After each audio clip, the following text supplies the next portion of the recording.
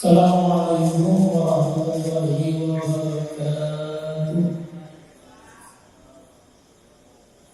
Alhamdulillahirabbil alamin, nahmaduhu wa nasta'inuhu wa nastaghfiruh wa na'udzu billahi min shururi anfusina wa min sayyiati a'malina.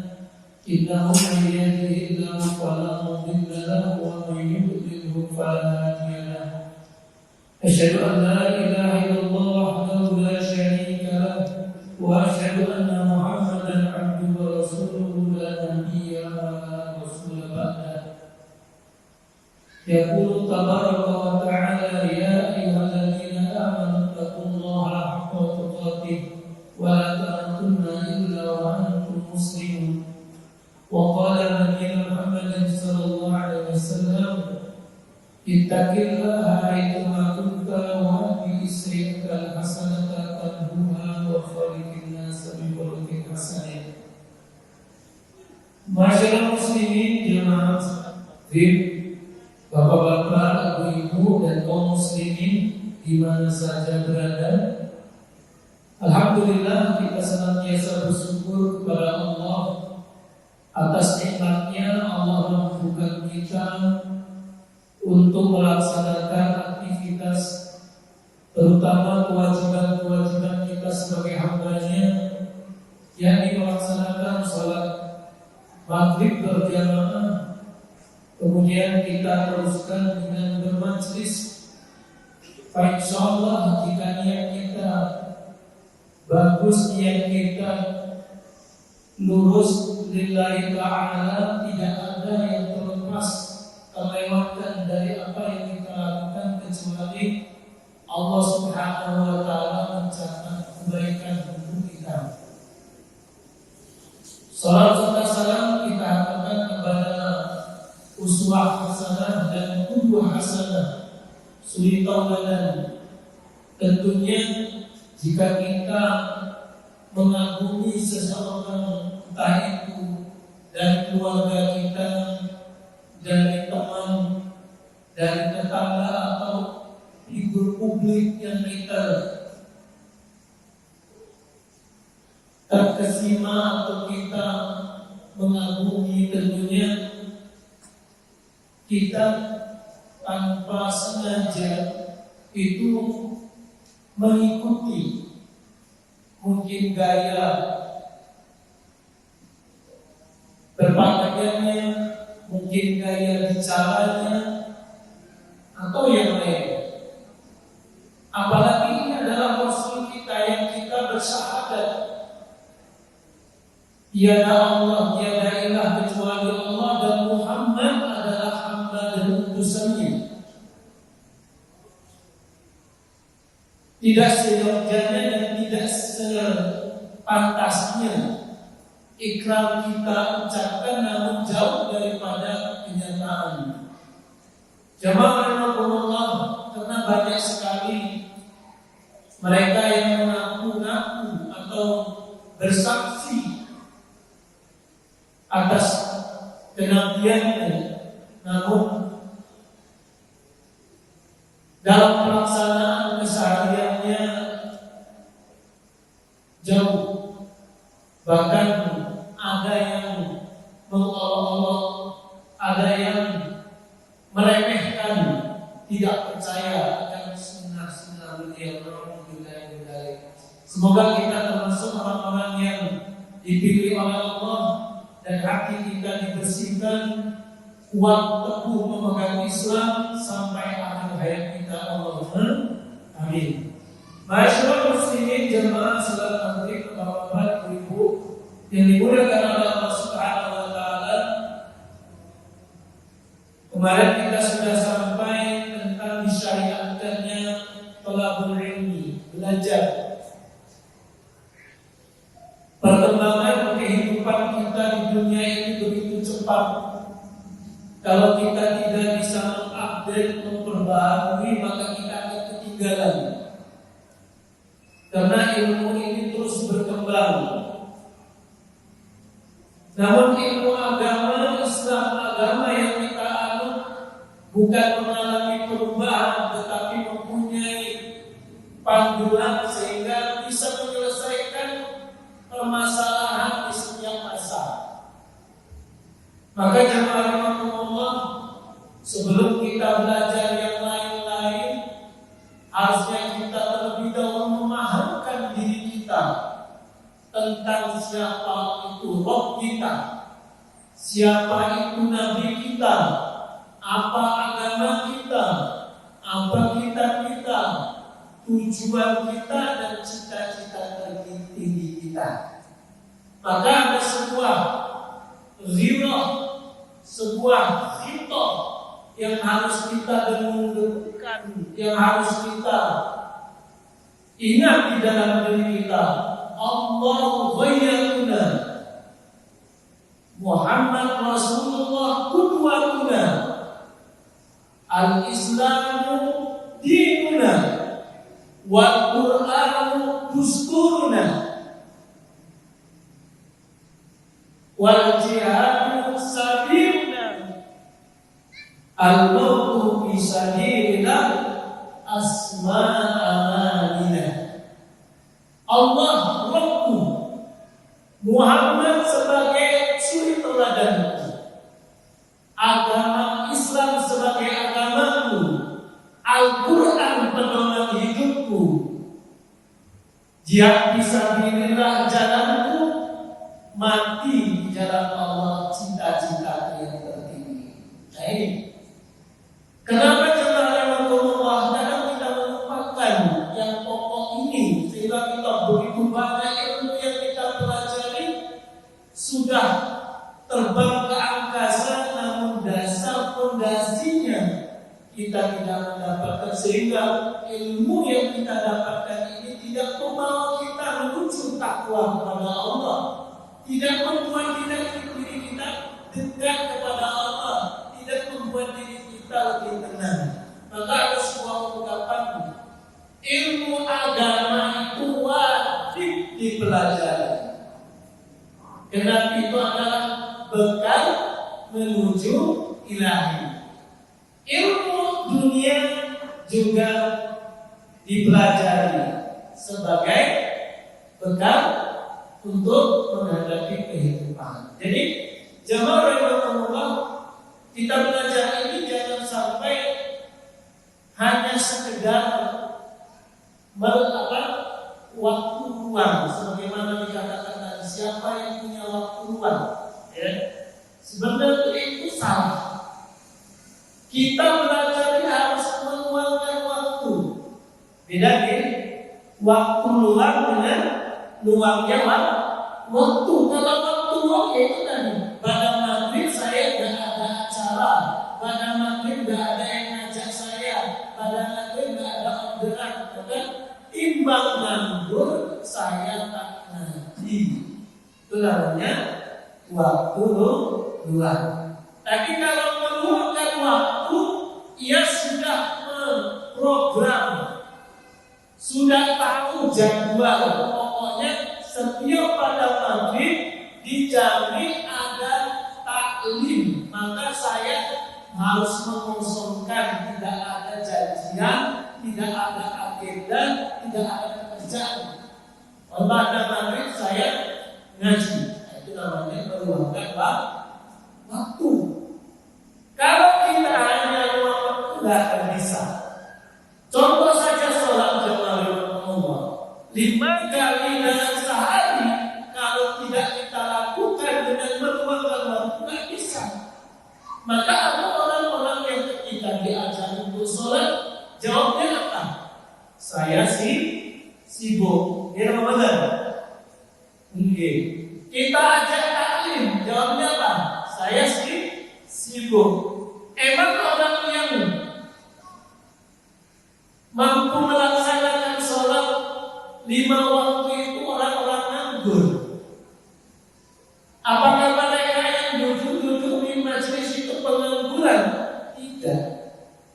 Ya, karena mereka meluangkan waktu.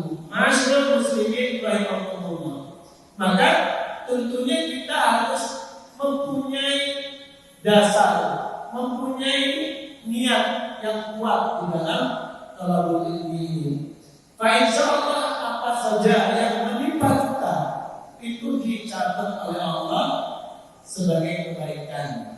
Man kharaja min baitihi talaban ilmi fa huwa syahid hatta yarji.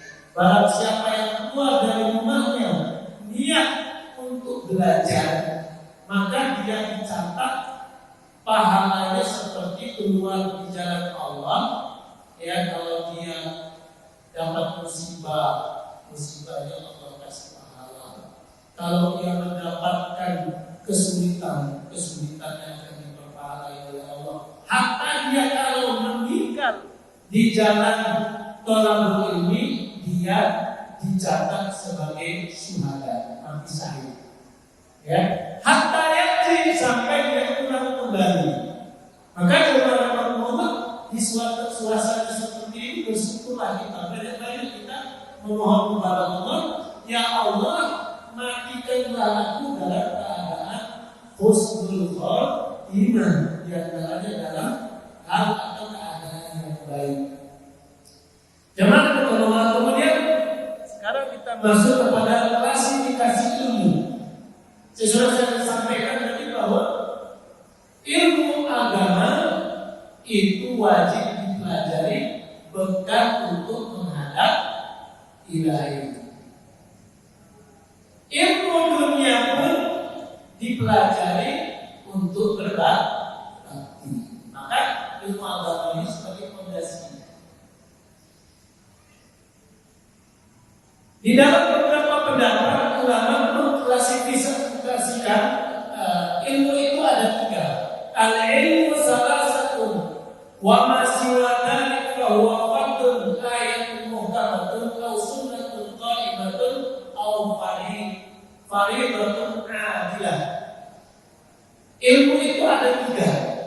Ya. Ilmu itu adalah tiga, yang selebihnya selain tiga ini adalah pelengkap. Yang pertama adalah belajar Al-Quran, mengkaji Al-Quran. Jangan pernah kita merasa sudah selesai.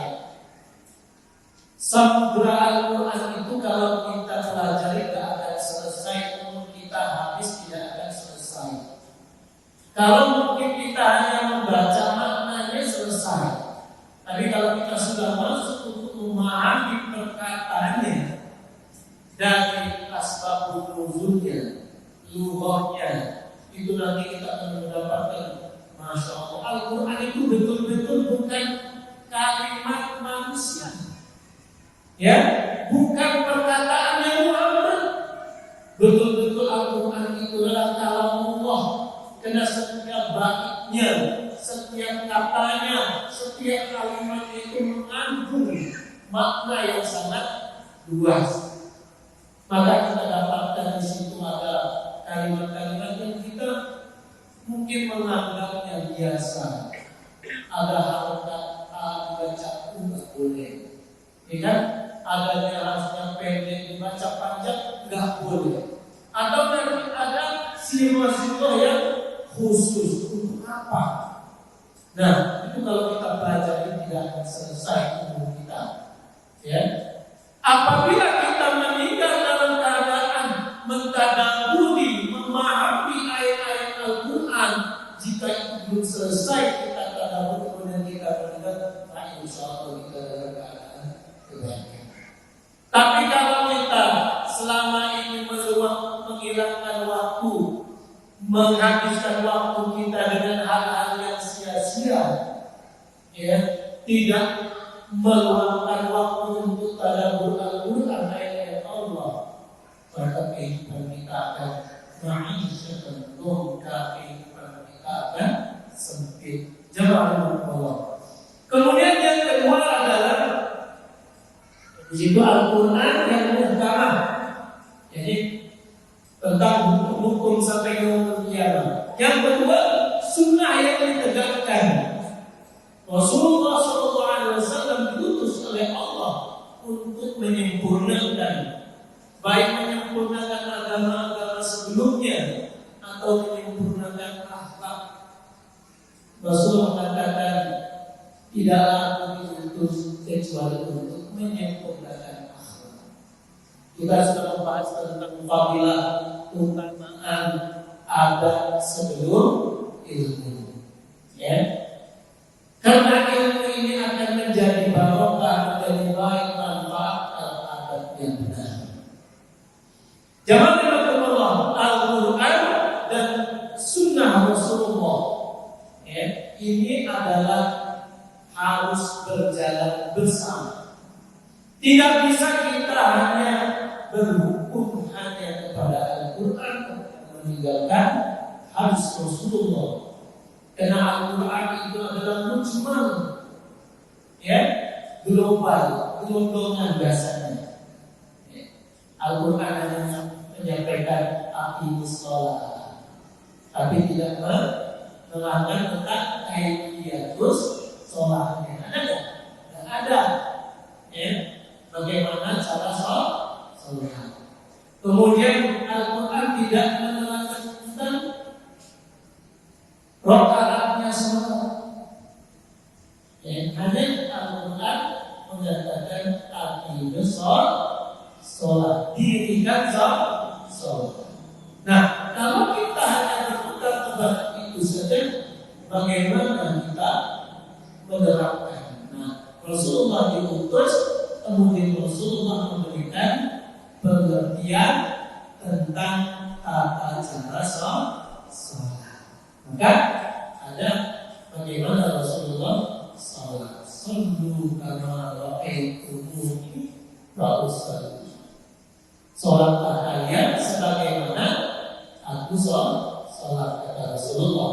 Kita mencontoh bagaimana Rasulullah sholat. Nah, adapun nanti ada perbedaan di situ kita kaji di dalam fikih. Ya, maka di sini jamaah Allah perlunya ilmu itu semakin kita banyak belajar, semakin bisa memahami perbedaan yang orang lain, semakin mudah menerima perbedaan saudaranya. Kalau ilmu kita semakin banyak, kalau bahasa kerennya itu, kalau anak orang masih kagetan, mudahnya lakukan yang lain tanpa ada dalil, mudah mengaku dirinya benar sendiri, maka dengan kamu ini dolarnya kurang aku. Itu kan perbedaan orang dolar kurang aku. Maksudnya kita perlu untuk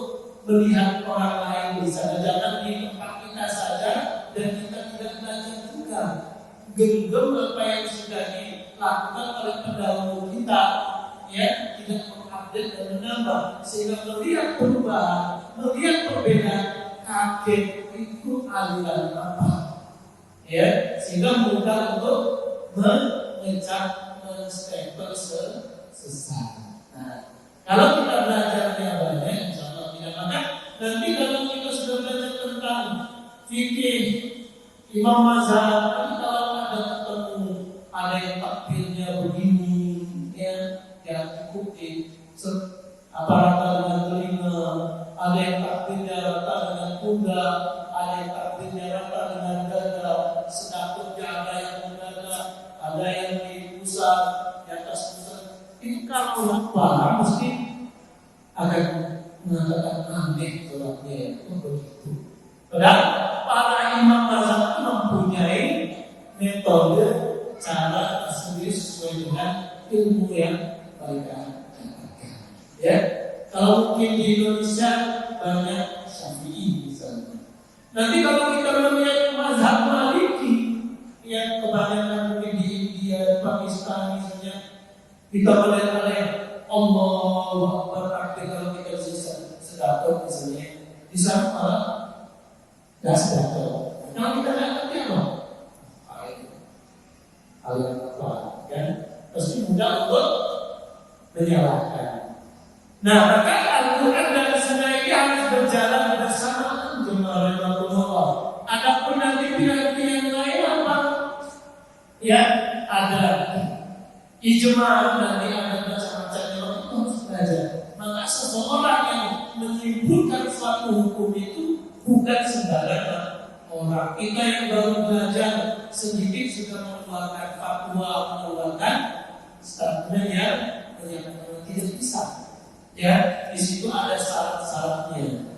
Yang ketiga adalah pembagian harta warisan yang adil. Jemaah Quran inilah yang banyak dilupakan oleh kaum muslimin sekarang ini. Mungkin bisa dihitung dengan jari orang yang paham tentang ilmu faraid, ilmu mawaris. Ya. Maka banyak orang sekarang mereka menjadi pecah, persaudaraan gara-gara pembagian tidak adil. Nah, dengan adanya Islam datang kemudian mengajarkan bagaimana membagi waris yang adil. Anak laki-laki, anak perempuan itu berapa bagiannya? Kalau anaknya itu lebih dari satu, bagaimana pembagiannya? Kalau ditinggalkan suaminya, istri dan anaknya dapat berapa, itu dalam Al-Quran sudah disebutkan dan diperinci dengan ilmu faraid. Jadi perlu waktu belajar. Jemaah rahimahullah, maka di antara ulama ada yang membagi ilmu pada dua persoalan pokok, yaitu ilmu yang terpuji, ilmu yang tercela. Maksudnya bagaimana? Ilmu yang terpuji adalah ilmu usul, ilmu dasar, yaitu bagaimana kita tadi betul-betul memahami kitabullah ini dengan baik. Kalau kita hanya membaca terjemahannya, mungkin masih salah. Sebab kalimat dalam Al-Quran itu butuh bayar, butuh keterangan. Ada yang langsung bisa kita pahami, ada yang perlu diterangkan. Ya, jangan sampai kita memahami Al-Quran itu semau kita atau sesuai dengan orderan. Jadi jangan sampai Al-Quran ini dijadikan sebagai apa? Orang sekarang itu memberikan fatwa dari Al-Quran untuk menguatkan untuk pembenaran sesuatu yang tidak benar. Ya. Maka kalau kita memahami Al-Quran harus sesuai pemahaman salafus saleh, para mufassirin, orang-orang yang sudah belajar. Jangan sendiri. Kemudian sunnah Rasulullah, kemudian ijma para ulama dan perkataan atau akal sahabat. Kenapa?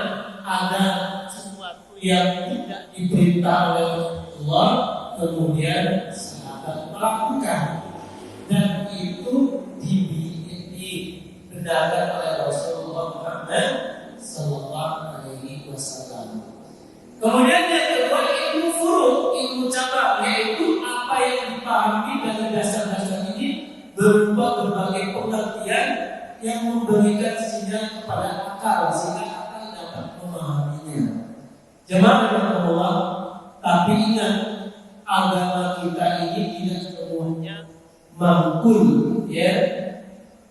Karena orang-orang liberal mereka tidak mau menerima sesuatu yang di luar akal.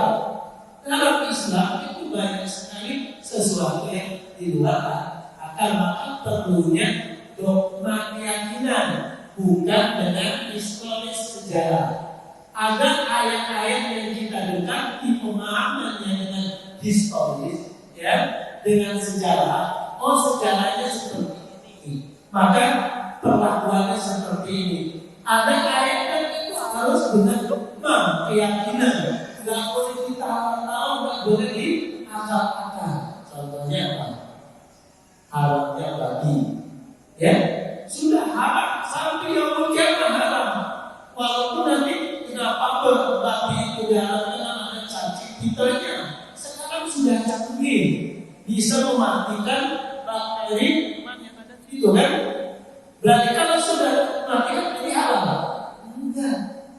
Gak bisa. Ya, wudu. Ya, ada yang mengatakan umat Islam itu yang menuntut bahwa yang diusap atasnya, ya kan gak mampu. Ya, maka orang itu perlu diinjak jempol kakinya. Ya, kalau dia teriak bilang, loh jempolmu yang diinjak, mulutmu yang teriak, jempolnya yang teriak-teriak. Nanti kalau dia sakit matanya yang disuntik, nggak berangkatnya, ya kan? Jangan Allah. Maka di sini nanti kita harus bisa ya, jangan sampai semuanya didekati dengan sejarah. Kalau nggak mampu tidak diterima, tidak. Bahkan sahabat Ali kalau wajah mengatakan, laulal Islam birra'i, ya, andaikan Islam ini dibangun atas dasar akal, maka beliau mengatakan annal, bahwanya sepatu itu lebih berat dibersihkan daripada atasnya. Karena akal itu memang yang dibersihkan kan dari segi atasnya. Secara akal begitu ya. Itu kan yang kelihatan. Maka Islam tidak seperti itu.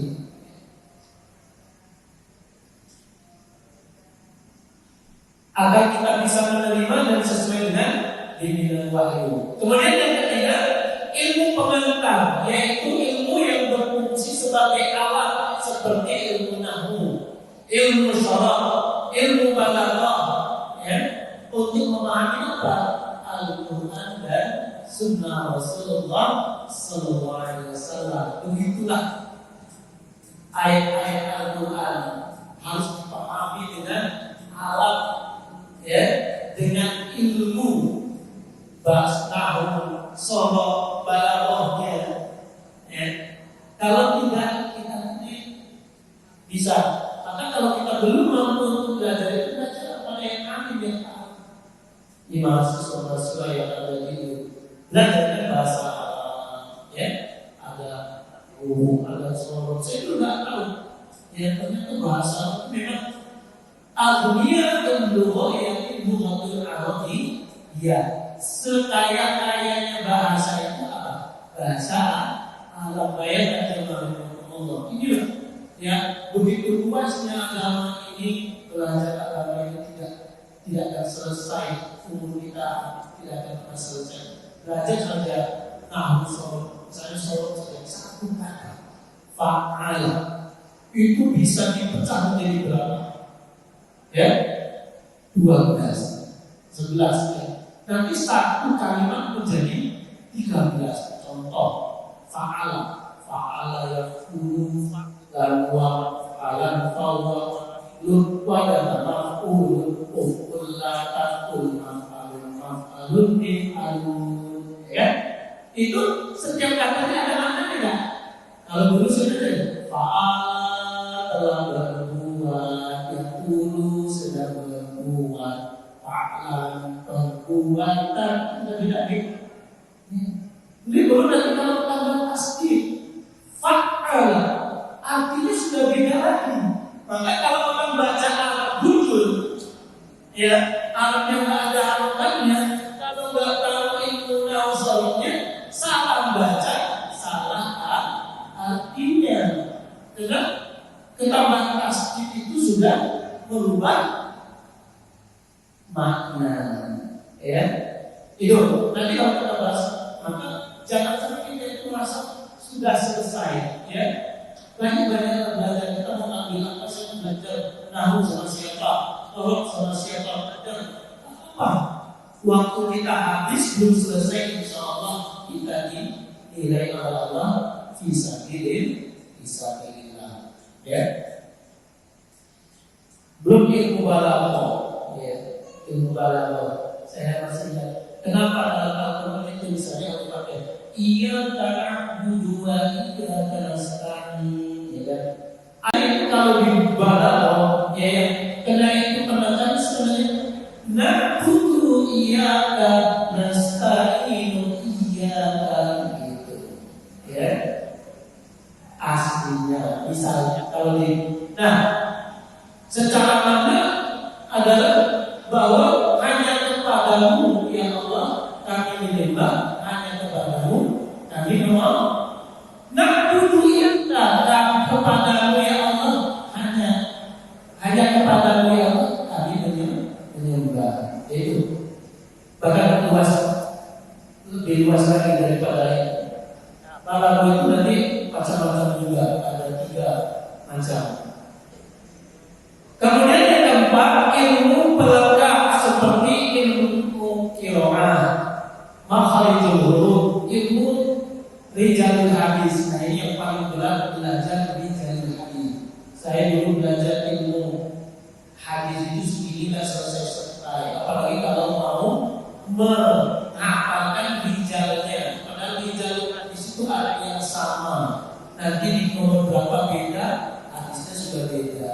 Maka kita ingat Ustaz tadi ayatnya, Masya Allah, dia bisa apa rijalul hadis seperti itu karunia dari Allah Subhanahu Wa Taala ya.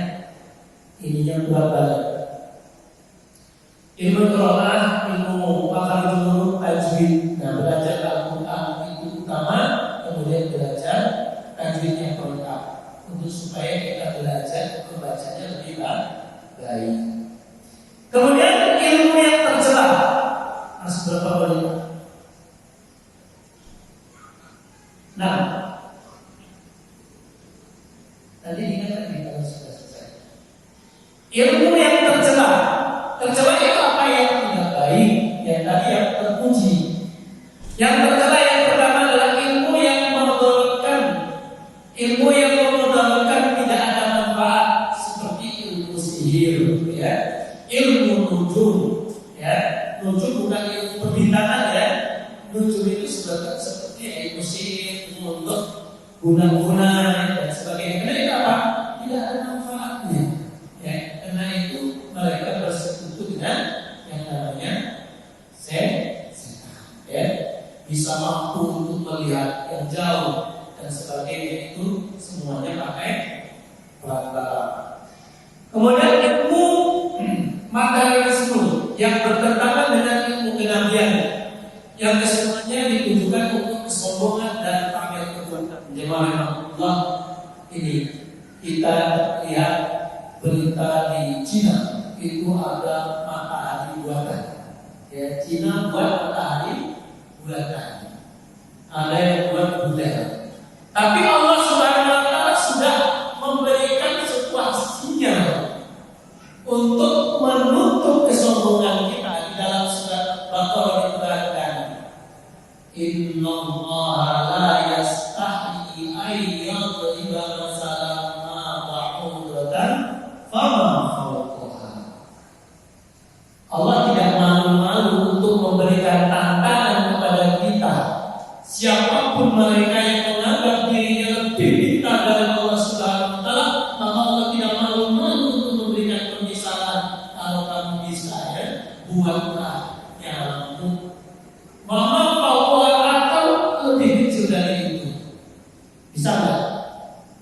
Kalau membuat yang besar itu, ya sebagaimana kita tahu matahari, misalnya matahari yang dibuat sampai nggak ke Indonesia, bisa mengukur? Belum bisa. Nah, kalau ini Allah memberikan mampu sampai buat, kalau bisa buat nyamuk kecil, ya, pusing kan, biaya caranya, buat kakinya aja perlu kabel yang kecil, terus buat mesin dalam bagaimana, ya, naruh dinamonya dan sebagainya. Itu nyamuk masih kelihatan. Kalau kita angkat lagi, buatlah burung misalnya. Kalau burung nih, ada ayat yang habis kasih dengan ada burung. Itu coba bagaimana membuatnya? Bisa nggak manusia? Tidak bisa. Bisa buat nyamuk monster yang gede yang mampu tuh di situ naruh dinamonya. Ya kan gitu. Nah, jangan sampai kita menjadi sombong atas apa ilmu yang kita pelajari. Maka ilmu yang mengarah kepada kesombongan itu adalah